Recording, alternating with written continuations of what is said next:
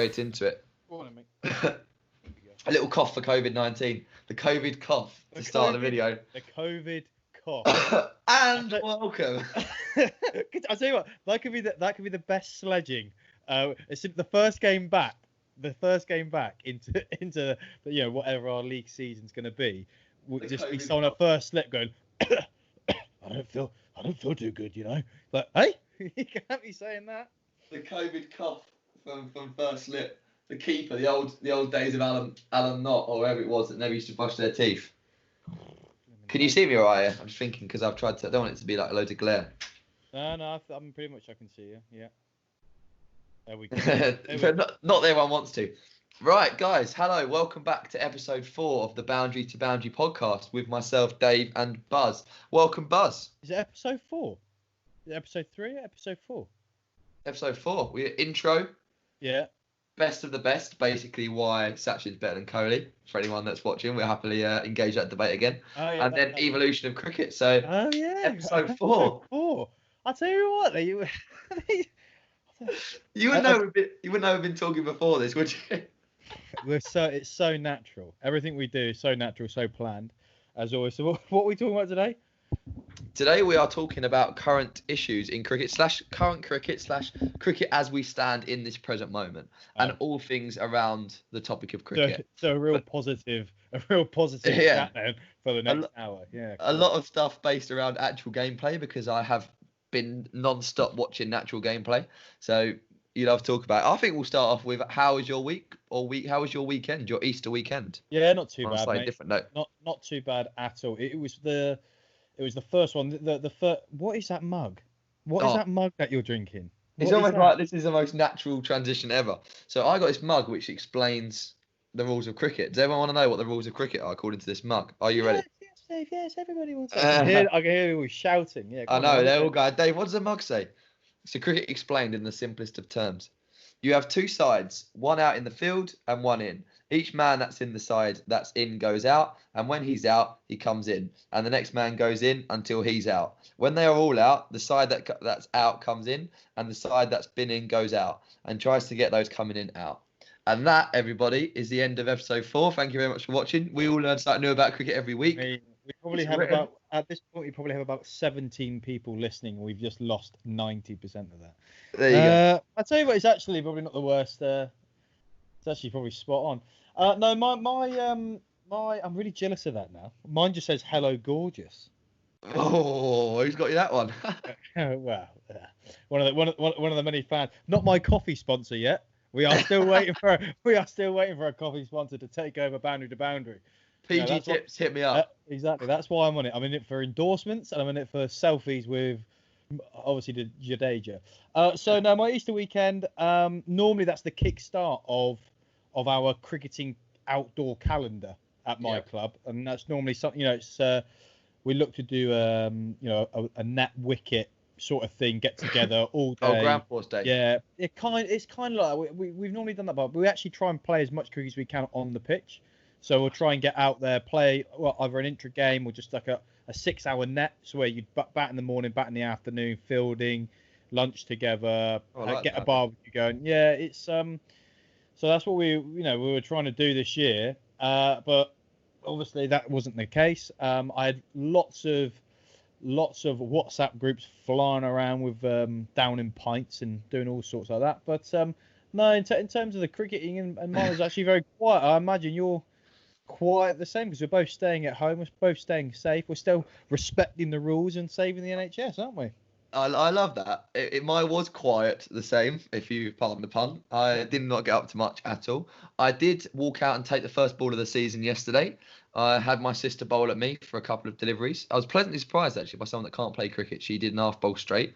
Although when you've got a bin as a target, it does make it slightly easier. Yeah, true. But yeah, the ball pitch was doing a little bit, which was always interesting. But no, my Easter weekend, very pleasant on Football Manager.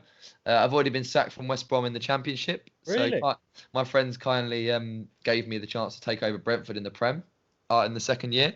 And I've just come off the back of a 1-1 draw away at Tottenham, which is a pretty good start to the season. So, yeah, money well spent, I would say. You are pumped. You are pumped. I know. Well, I was on the verge of quitting after 5 games, no wins in the Premier League and being demoralised by Burnley. But I decided I'd continue with it, and we look like we're heading in the right direction. So cheers to everyone that's also enjoying Football Manager during this time. But before we end up relaying our life stories to you guys, which I'm sure you would love to hear at a later point, let's get on to some current cricket topics. So obviously there's been a lot of changes and been a lot of things being put off and having to be adapted. But where do we stand at the moment, Buzz, with cricketing activities in the world? Well, I mean, look, like all sport, cricket's been affected so badly by the situation that's going on. And I thought a good topic would be literally talking about, I wonder what these guys are doing, what the players are doing during this time off. Because I imagine, like most sports, when the gates are open and when they're saying, yeah, we're over to play, as professionals, they're going to be expected to hit the ground running like from ball number one. But the reality is they've not been outside, they've not played, they've not bowled, they've not hit balls. I imagine, some of these players have ways around the restraints of what, government guidelines and things like that. I imagine there are people out there who are going through and having a hit somewhere and having a bowl somewhere, obviously on their own. But no, for me, it'd be really interesting. I've been doing some videos at home, some real basic drill stuff. But where, from a professional athlete, what do you do in this situation? I think what you've got to do is you've got to trust that you've done the hard work already, and you've got to just do what you would do at this time of the season and make sure you keep yourself in as good nick as you can. I know a lot of the lads that are playing have been sort of using this opportunity to work on fitness stuff, maybe doing a lot of people going to find some space where they can do sprints, so they can, because obviously a lot of us will go for road runs, but it's not necessarily so important if you're a professional sportsman or a professional cricketer, because it's more short, sharp bursts, running singles, running into run up, chasing the ball in the field. You ain't going to spend a long period of time running consistently. So a lot of people are working on that, I'd imagine, at the moment. General hand-eye stuff, but maybe actually a lot of the players will probably be spending time with their families as well, which I know it sounds crazy to think on the beginning of the season, but it can be quite, especially people that travel pre-season tour, stuff like that, it can be quite a full-on experience. So yeah, I think it's about getting that balance. I think the hardest thing for cricketers, sorry to cut you off, Buzz, is to not knowing. Like, it's fine if you knew there was going to be a period of time, but no one knows when the season's going to start. So if you knew it was going to be a month, say, you can prepare for that, because you can be like, right, I'm going to start building my training routine back up again in terms of hitting more balls in like 2 weeks time. But because we don't know, we could find out in 2 weeks time that we've gone past the peak and we're going to be back to normal. No, not back to normal, but back to a measurable, controllable rate soon. We just don't know. I mean, the biggest one at the moment is obviously the IPL. The IPL is being postponed. If that doesn't go ahead, that's going to be a huge hit. That's going to be a huge hit for a lot of people in India, a lot of fans around the world. Yeah. The PSL went closed doors just before everything kind of real shut down. It wasn't the same. Let's be like, the atmosphere and everything that comes with the IPL is, I mean, it's Bollywood, isn't it? It's the showpiece of what cricket is. And I think, we spoke about this on the lives a little bit that we've done before. And, if the fans aren't there for the IPL, would you even consider running it? Yeah, I mean, I've got to respect the PSL for delivering cricket and going ahead with it and being brave enough to go behind closed doors, because they would have got a lot of backlash for that. Yeah. But it defeats the objective of what these T20 competitions are about. Yes, admittedly, they're not doing it for the money because they are playing it behind closed doors. However, they may have got some level of TV rights to record it, so they're still getting paid for it. But you're taking out the one layer that is actually important in this, which is the fans, and the fact that this is a spectacle being put on for the fans. And if you're playing it behind closed doors, I agree. This is the point now, guys. Would you guys take the IPL being played behind closed doors right now? I probably would, as bad as it sounds. I think anyone at the moment, any cricket fan is going to take any cricket they possibly can at the moment. Yeah. Any live cricket. Like, we spoke about last time about, rewatching the Stokesy innings, then rewatching the World Cup and rewatching great test matches. Oh, it's amazing. Which is great. And yes, I think the irony is we don't get a chance to rewatch cricket enough, actually, and really remember the smaller details of each game, but there's only so much you can do that. You want the next big thing. You want the next talking point. You want to see what these guys have been working on, and and also the guys and the women out there who want to play, they want to showcase their talent and their skill. There's going to be some of these people of a certain age where they're going to be in their prime, and they're thinking, actually, if I'm not playing for, say, 3, 4, 5 months of this season, it can really affect my game for the future. Yeah, absolutely. And we're in a position now, strangely, because obviously my involvement with the women's game, that we have kind of had 3 new signings this year that we were looking forward to getting back out and playing. Obviously, we signed left arm spinner Kirsty Gordon. We signed keeper Sarah Bryce, a young keeper from Scotland, and also we re-signed Susie Rowe. And obviously we were putting a team together ready to go out, and a lot of these guys might have been playing for the opportunity to go and play in the 100, because I know there was a lot of wild card spots. And same with the men's T20 game. The men's T20, there's a couple of spots up for grabs in England for a 100 spot based a wild card on how they perform in the blast. So there's a lot of livelihood this year that's not been there before. Like last year, you went into the summer knowing exactly what you were going to get. You're going to play your 3 formats for your county. This year, you've got this additional layer, which a lot of people were excited about. It's an opportunity for your average county pro to earn a really good whack for a 1 month contract, and that's looking like it's going to go as well. So with all these changes, obviously these people work so hard during the winter, and have arguably had some of the hardest winters they'll ever have to prepare themselves for this. And now they're spending it inside eating Easter eggs. I mean, it's criminal. Is that just me that's already done a packet of 5 cream eggs in one day? Right, here's a question for you. So okay, and I just want to clarify to all the 17 people out there listening to us. If you were in charge, shout it to each and every one of you. If you were in charge now, right? If you're making the decisions. Yeah. And the season, let's pick a date. July 1st. Yeah. Right? July 1st, they've said, do you know what? July 1st, we're opening the gates up. All cricket's going to be played within whatever the, legislation is from the government. Yep. How would you go about trying to fit in a season of cricket between July to September in the UK? How would you go about? I mean, is the county championship going to get scrapped first and foremost? Because how on earth are you going to get through? I think yes. I think yes, purely on the basis that they've already decided with a competition like that there's not going to be a result either way. So if there's no winners and no losers in that. So in essence, what is the point of playing those games if there's not going to be? Because if you can only play half the season, it's not fair to relegate someone. And in the same breath, it's not fair for someone to win it. How good would it be to go back to 2-day cricket? Oh! You were the one that said you don't want to get rid of 5-day test matches. Now you want to go down to... I know. But it's not going to affect... It's not going to affect... Oh, I'm a cricketing purist. Yeah, look. That's not test cricket. No, look. I'm saying now, 2-day cricket, I'd love to watch that. I would love to watch that. So you're saying championship cricket, because there's no result, because there's no promotion, there's no relegation, Div 2 teams just stay in there. Div 1 team, there's a couple people in the Div 1 which are going to be very thankful this year for another year of rebuilding, quietly. Absolutely. They're actually secretly going to go, thank you very much. We'll have another look at that. Absolutely. But what's I guess what would you want to achieve in those moments for a club? Let's be black and white and brutally honest here. Counties have got to make money to sustain the money that they've lost. So actually, if you're giving them a schedule of a 2-3 month period, and you're saying how much cricket can you get in a month, you're going to go straight away T20 Blast. You want that to be there because that's what makes you the money.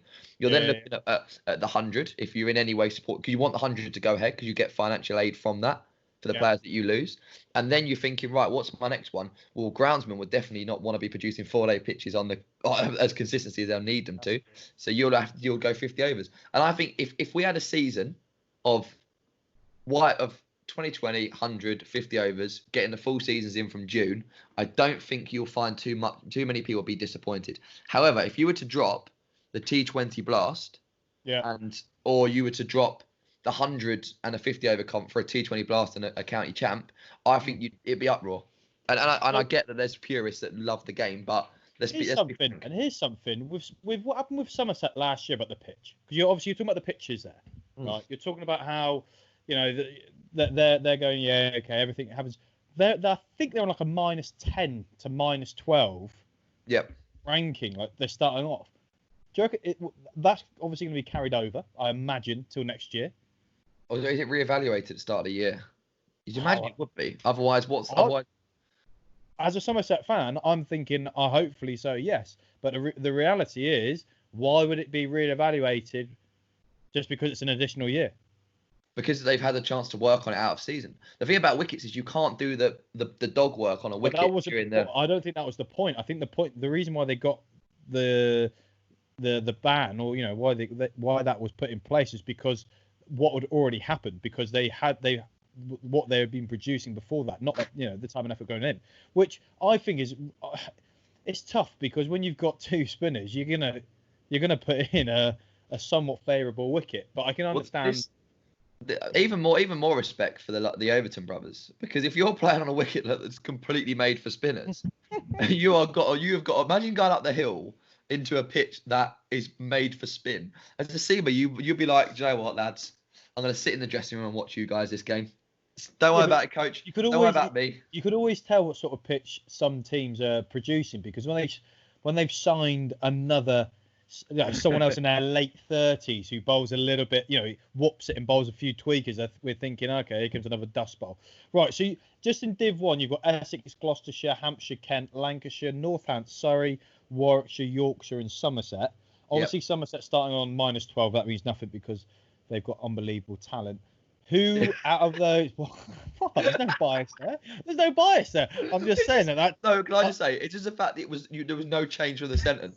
Like, you didn't even stop to say. You just went, they're starting on -12, but that's all right because they've got unbelievable talent. There was no break in between to go, wait, let's think. Okay, they've got unbelievable talent. He was like, no, I'm going to say that anyway. No, I don't. There's no bias. I'm just saying that team has got unbelievable talent. One of the best teams in the world, just quietly. They could beat England, but carry on. If you had to pick one team, to go down, if the season was up and down this year, out of those 10, who would you have gone for? Put me on the spot there. My initial thoughts would be Gloucester, because they've got an incredible white ball setup, and I feel like they're probably best of the rest out of that cohort. But then you've got to look at someone like a Kent, because if Kent lose Crawley and Sibley Crawley and Denley for the season to play Red Bull duties, that's a massive dent. However, they've also just signed Jack Leaning and Tim Gronewald, so they've really strengthened. If I had a list of squads in front of me, I'll give you a much better idea. I'm going in completely dry there in terms of just predicting who I think would struggle. What is 12 points anyway in the modern game? Let's be honest. That's one great bowling performance to make that up. Yeah, that's true. And if you produce an absolute dust bowl for two spinners, then you're going to get that every game anyway. So. How do you? Okay, so Championship's gone. Okay, so it's gone this year. This is just obviously. Well, I'd imagine anyway. Can we just clarify again, if you've just kind of skipped to this point, this is nothing to do with the ECB. This is just Dave and I making up in a complete new structure. Can you imagine we're exactly right? Yeah. And the Championship season is scrapped completely. Oh, that's gone. So then... Lost to get relegated. Oh, I'd love it. So then you've got somewhat... So you've got 2020 cricket. That's obviously going to be at the forefront of every county team. Oh, absolutely. It will be, but this season will be based around the T20 Blast, because one, it's the most successful competition in England and has been. The 100's got potential, but it's not got the same success rate already as the T20, and the fact that it's sustained pretty much every county because of the gate numbers that they get and the TV money they get from it. And that's another reason actually why I think the 50 over comp will stay too, because they do get some TV money from it as well, because they will have the odd game shown on Sky. You know what? The 50 over game, I think, should be called the COVID Cup, and I think the Championship money should be pumped into that, right? And then that puts a lot more emphasis on that competition. Here we go, and then the toss is done. They've got to pre-record somebody for 10 seconds trying to hold their breath, and as a captain, you call it by coughing. If you cough and someone coughs in that 10 seconds time, you win the toss. If you say no cough and they go and hold their breath for 10 seconds without coughing, you win the toss. I tell you what, someone from the ECB better be writing this down. This is gold. The COVID Cup. and it's in the shape. Mate, I honestly think the COVID Cup should Yeah.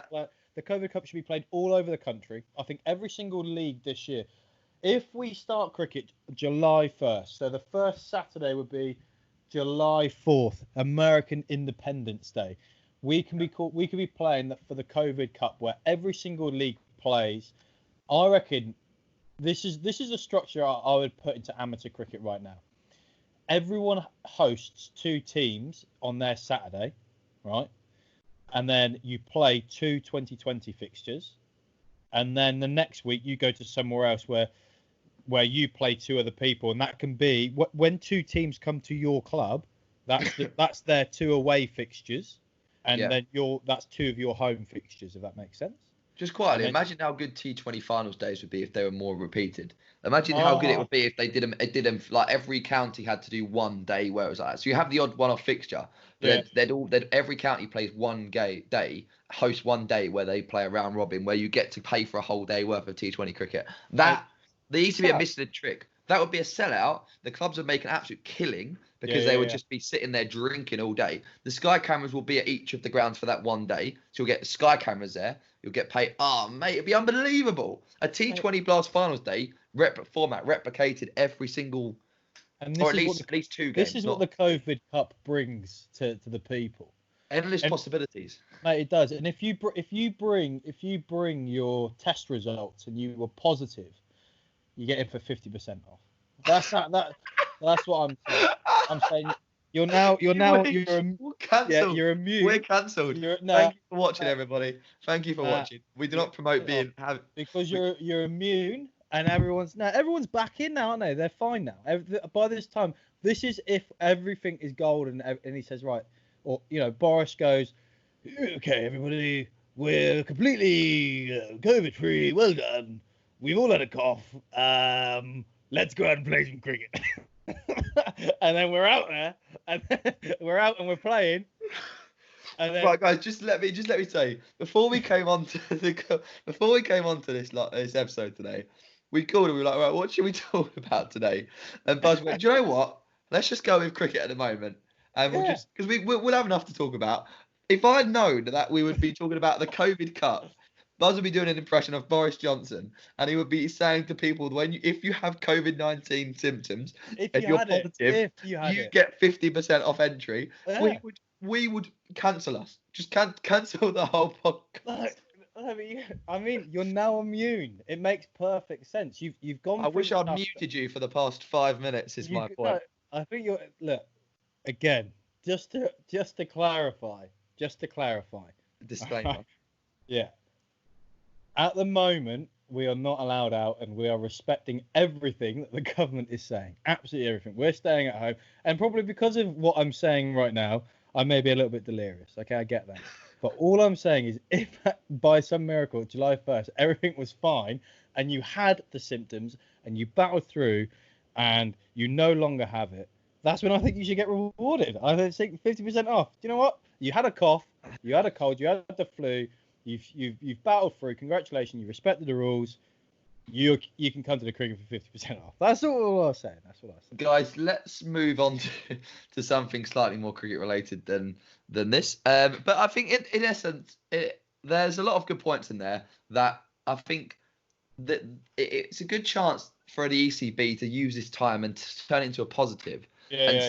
How can we enhance everything? How can we make sure the 100 is even more successful? It's been planned for a long time. And what can we do because one thing, what you don't want to do, you don't want to pour all your eggs into the 100 basket and then neglect the T20, county champ and 50 overs. If we're going to bring the game forward, I think there should be other changes made to the T20 Blast and the 50 over comp as a result, because it's ultimately...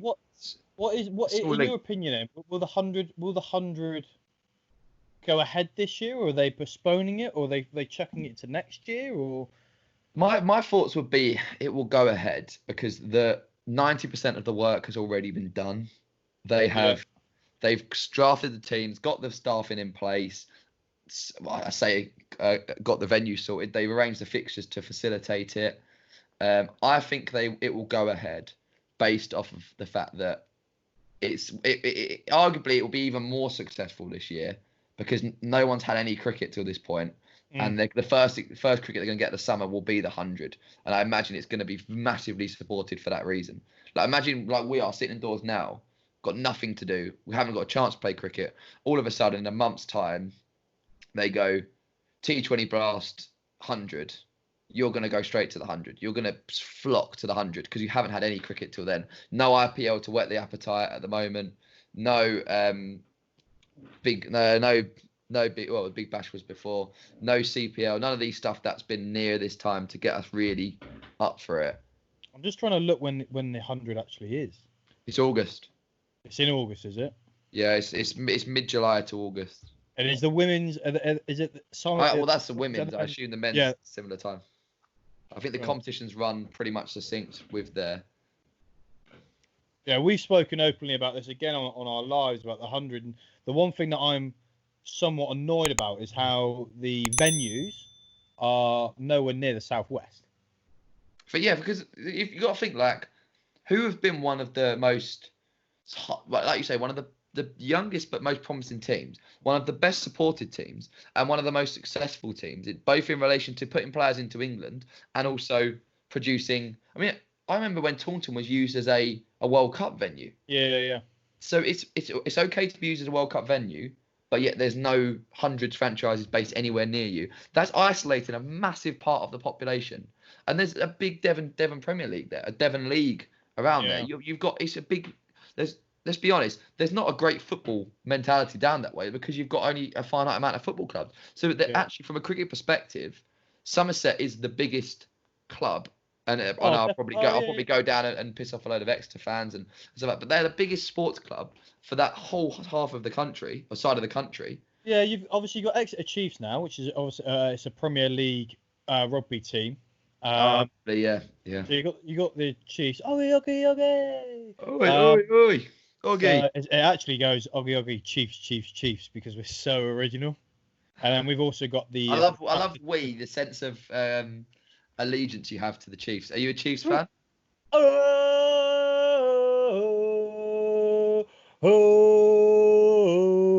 I think I just answered that question. Just quietly. Headphone users, apologies. Yeah, I got every syllable of that.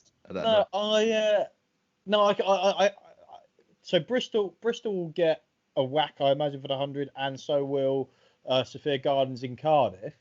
I just think Somerset is such a great atmosphere. It's a small little ground. It'd have been perfect for 100. Absolutely perfect. You can get there easy on a train. By the water. There's a couple of nice pubs around the area as well. I mean, it's spot on. And yeah, I do agree they've missed a trick there. They've definitely had the potential with that, and it's flopped slightly. But look, there's I believe that the 100 will be a different podcast, because what I'd like to do is do a 100 episode with a player who has been drafted for the 100, so we can give our perspective and then maybe get their perspective, or maybe someone that's maybe not a player, maybe someone that's involved. If we can try and find someone that's been involved in the 100 in the preparation for it, so we could potentially use this as an opportunity to whet our appetites as well. Because this is what this podcast's about. Like, for our perspective, we want to talk to players and we want to talk, but we also want to talk to people who are involved in the game in other capacities. Like people, maybe like someone that works for the ECB that has been involved in the planning for these competitions, or maybe someone that's involved in hospitality at a county, anyone, because at the end of the day, it's a bit different. I want to know the thinking behind this competition, why they've changed it, why is it going? Obviously, we all know it's to promote the game, to get it back on terrestrial TV, and it's to get people back into the game. It's just so frustrating that the biggest financial investment that the ECB are making at the moment is the 100, and the reality is there's a strong possibility that it might not go ahead this year because of an unforeseen circumstance. The IPL again is something that financially has been pushed, but potentially might not go ahead this year. And I think it's devastating for anyone when you see the sun out and about and you can't do what you want to do. But as a cricketer, let's be honest, our season is so short anyway, and we spend a lot of our time talking about our game and not enough actually playing it. And the fact that we're unable to get out onto the pitch at the moment and actually do what we all kind of love doing, and regardless of how well or how good these players are, from a grassroots level up to an elite level, I'm watching Instagram and watching Marnus Labuschagne just hitting balls in his back garden. I think that's the exact same as what Joe Bloggs is doing down the road to mine. Do you know what I mean? Like it's just a tough time for all cricketers. It's a tough time for everyone involved in it. But it's a tough time for society, and actually one of the things I would say is at least that there's a cricket community that's supporting each other through this. If you're a fan of cricket, you've got, like I say, Marnus Labuschagne having a hit in his back garden. You've got Buzz producing videos on home exercise you could do to improve your game. You've got the podcast episodes that we're trying to do. You've got Sky Sports showing reruns of really good matches in terms of the last year. As a community, it's incredible to see how we've come together. And this comes back to a point. I'm intrigued. If you aren't interested in a sport, not interested in you haven't got these interests, this will be a really difficult time for you, because you will be sitting indoors thinking, what can I do with my time? The good thing is I've not been short a day so far, because there has been something that's been distracting me from cricket, whether it's yesterday's first ball of the season. That kept me occupied for at least 2 hours going through and seeing everyone's first balls. So yeah, I mean, it's great. I've just gone on to shout out ESPN Cricket Info here to try and get some what else has been going on in the game. Simon Harmer, if you say English wickets don't take spin in April, I want to prove you wrong. Excellent point. We actually mentioned Simon Harmer in a previous. I don't know if it was I think it was a live, wasn't it? Yeah, it was. I mean, I've said this for years, right? If the ball's going to seam, the ball's going to spin. Yeah. And I've never quite got this concept about spinners aren't. You don't need spinners in the beginning part of the year. Yes, you do. If you're a decent spinner, and I've openly said this about, in terms of my coaching philosophy when it comes to spinner from a young age, getting as much action on the ball as possible, because you can start to vary your line and your pace much easier with more revs. But yeah, it's a great point. If the ball's going to seam, the ball will spin. It's amazing how that's such a cricketing, like what's the phrase? It's like a bylaw. Myth. It's just kind of it is a myth. It is a cricketing myth. I've got an idea for an episode. We're going to dispel some of the greatest cricketing myths. Send us in your best cricketing myths. What you've been told. For example, I don't know, foot first to the ball. Okay. Gentleman's game, yeah. The most important shot in the game is a forward defensive. We'll try and dispel them, and we might agree with them. We're not going to sit there and tear everything to shreds. Send us in your ideas. There's a lot of head-to-heads here. Brilliant. The GOAT, Gary the GOAT has said he ponders the impact of no crowds for Virat Kohli.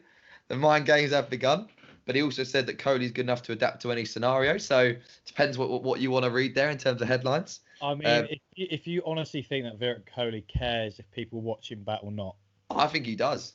I think that's what he thrives on it. Even when he's batting in a net, he wants to post it in front of people. He needs people to see this for that ratification. I disagree. I think that he is an authentic batsman, and the only gratification he needs is the runs going on the scoreboard. I think he's that sort of player that when he's in that zone, granted, it may affect his jus de vivre, some would say, and his adrenaline during the game, but I don't think that will affect his performance. If anything, it'll make him a better player. It'll make him concentrate more on actually scoring runs rather than being the showman that he is. By the way, I'm a fan of Virat Kohli. It's the other thing that I wanted to talk about when it comes to cricket at the moment. Yep. Is this gonna maybe stop people playing altogether? Do you think there's going to be players of a certain age now that because they haven't gone out this year, that they're just going to think, do you know what, cricket's not for me anymore, I'm out of here? No, I don't. I think because I feel like, what's the alternative? Like if cricket was closed, if cricket wasn't operating, but there was still a football season going on, or there was an athletics competition like the Olympics was going on, then I could understand people's mentality. It's like anything. Like I won't even think about tennis all year round. Won't even cross my mind without being rude. Wimbledon comes on, all of a sudden I'm texting my mate, let's go and play tennis. Like if there was another option, then you would lose the demographic. But because there's no better option at the moment, and this is where cricket's kind of unique. Kids will play PlayStation, won't they? PlayStation, Xbox. They'll play that all times of the year anyway. That's not a realistic. And I think you can. They're two separate entities. Like people will always, if you're a fan of cricket, you're a fan of sport. If you're a fan of sport, you can coexist with PlayStation and sport. The two aren't mutually exclusive. And this is where I feel like I don't think you'll lose a demographic, because there is the other options. And also, cricket's one of the unique sports where you can go in a back garden and you can practice. Rugby, there's so many limiting factors with rugby. You can't go in the back garden realistically and do the level of skills that you can do with cricket. Do you think we miss? Do you reckon we miss a trick with that then? Like, if you look at India, they play like tennis ball cricket and tape ball cricket. Yeah. Do you reckon we're a lot more street cricket? Do you reckon we're missing a trick over here by this time then, rather than I'm going to flip it on its head, my original statement, but is this an opportunity to go, actually, let's bring in tape ball, because people are, like you say, people are playing in the back garden, and I think what it's done for me as a coach is it's shown how much cricket you can do away from your traditional environment. So maybe is there space for potentially growing a different demographic by ever changing a newer, more culturally hip form of it, i.e. tape ball? I mean, what you got to think about is it, do we need tape ball in the current climate? What do you need to play tape ball? You need vast open space, realistically, to be able to play it. You need a hard enough surface that the ball would. So I don't think you're ever going to get kids going around the park and playing tape ball cricket. Why not? Realistically, They do it in India. Yeah, but you look at the dry floors that they're playing on in India. Even the parks when they go to, they're dry, barren. Without being so, no offense to Indian players, fans, but you look at the parks over here. You use a tape ball, it's just going to and just go absolutely nowhere. Yeah, but I mean, where there's a will, there's a way. There's going to be areas where you can do it. I'm just saying, like, It's an interesting thought, though. I mean, I hadn't thought about it, so you probably caught me off guard a bit there. I just think that cricket, sometimes we get obsessed with kit and equipment and nets and that kind of it's not a stereotype. It's just what we're used to, and I think what I'm seeing on social media and what I'm seeing all around the world is cricket being played in so many different ways. Putting up bed sheets in your garages and drilling balls. Making the ball just tying it on a piece of string with a sock. There's so many different creative ways of still playing it. Do you think that potentially we're missing out on tape ball or tennis or street cricket that could potentially bring a whole different kind of style of people into our game? Yeah, I mean, potentially you could. The ones that are likely to play tape ball are also the ones that would be going down their local nets, and so that would be my point to you is that because of the nature of the way we are as a country, there is a lot of facility available for people to play cricket, and I feel like the reason that people play tape ball cricket in India is they've had to adapt because they haven't got the space to facilitate it. You've got nets in India. You probably, I mean, without having been out there, you'd have to get there at 7:30 in the morning, so on a nice day, because people will stay in that net and use that net all day. So how do you adapt? Well, then you play tape ball cricket because it's a fun alternative. It's a simple alternative. In this country, we're blessed because we've got a lot more. It's a more of a middle class sport. So realistically, people that play the game can afford to buy. But this is the point I'm trying to make. I'm trying to get rid of that stigma of that middle class, this is what you have to do. Like, there's professional tape ball leagues in India. There's professional teams that do it, and I just think, especially in indoor cricket, they put down, the ECB have put down that we're missing between the ages of something like 14 to 16. This is the massive drop-off point. This is where we're losing kids. Now, with COVID-19 going around at the moment, that ain't going to help. That stat isn't magically going to start going up. What I'm saying is there now time and space almost to go, right, on back of the 100, but the 100, although it's changing, and although the competition's changing, we'll do a separate topic on the 100, so I don't want to go too much into that. But I just think it's still the same thing. It's still, you still need pads, you still need gloves, you still need, a pitch, you still need money. Yeah. Whereas you've got a tennis ball, an old cricket bat, and some tape. That's all you need to potentially create a whole different breed of cricketer. Do you know what? We're gonna get someone on. We're gonna get someone involved in street cricket and we'll have a chat.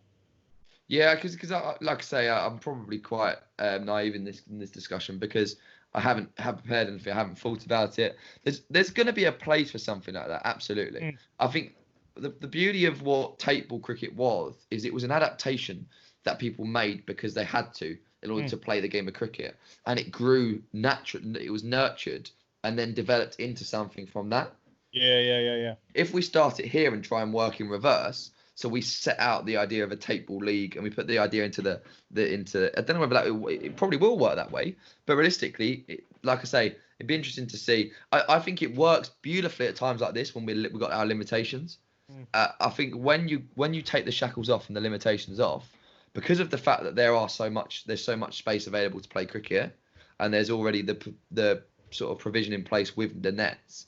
I think it leaves us in a place where. Is there a place? There might be. I don't know. Like I say, let's get someone in to talk about it. And this is what I mean. It's about having discussions around as many different possible topics to make sure that we upskill ourselves, we learn more about the game, but also just to try and for the audience to realise that there's so much more to cricket than just what you see that goes on a match day. There's all about the where we're involved in the pathway and the impact we're making, and it'd be interesting for people that maybe hadn't thought about that side of the game before to experience it a bit more. If anyone's watching this on video, we're just seeing an iron pop into your background there. Yeah, I know. It's my office / utility room as such. That's all right. No problem at all, Mum. Business is booming. This is the start of something big. Don't worry about that. One day we'll have a studio in a mansion. Well, there you go. Look, now you've said it. It's going to happen. Driving to work in flashy cars and all sorts. But yeah, guys, we've go on, Buzz. No, I was literally about to say, like, in terms of what this situation has taught me, if anything, is we're kind of making the situation what you want to make it, and there's opportunity out there, and there's positivity out there if you want to see it, especially within our game.